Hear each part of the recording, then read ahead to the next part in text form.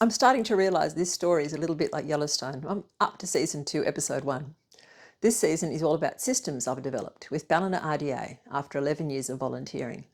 And they're short how-to stories like how to recruit volunteers, how to keep new folks safe around horses, how to easily match volunteers with horses and roles, how to retain volunteers, how to take some pressure off coaches, how to put grant application together, how to fundraise, how to generate and engage social media following. If you haven't seen the short Ballina RDA Season 1 videos, watch them first. They provide the important context that makes sense for this series.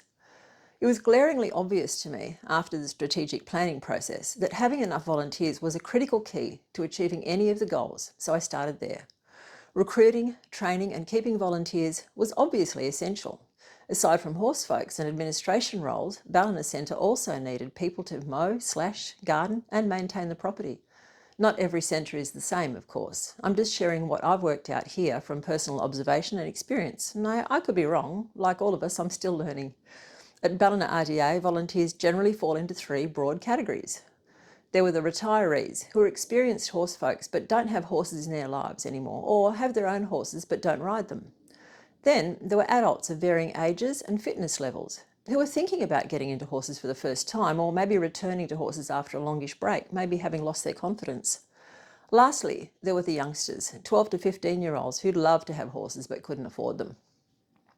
The most general inquiries the centre had came from the youngster group, but it wasn't the kids who were calling, it was their parents, asking if there were any available lesson spots for their kids.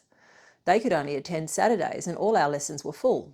They were struggling with social anxiety. Some had mental health challenges and a lack of self-confidence, leading to all sorts of problems that I'm sure you're all aware of. The kids were typically having terrible times at school and at home as well. I had been one of those kids and I really wanted to help them. So I changed the dialogue with parents and came up with a policy and process that became enormously successful. I explained to the parents that we couldn't fit them in, not as riders, but instead suggested that the kids should volunteer. That presented challenges, of course, in terms of my time, safety and risk, etc. So I insisted that any 12 to 15-year-old volunteer had to bring an adult with them. Parent, sibling, friend or family. No horse experience or interest was perfectly fine. They just needed to sign up as volunteers. And I gave everyone something to do.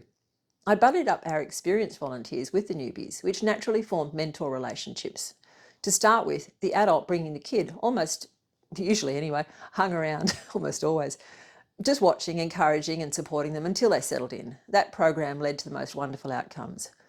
Firstly, my experienced volunteers learned and improved their skill sets. We all know teaching other people who have different understanding and perspective is a great way to embed your own learning. I ended up with some awesome extra adult volunteers as well.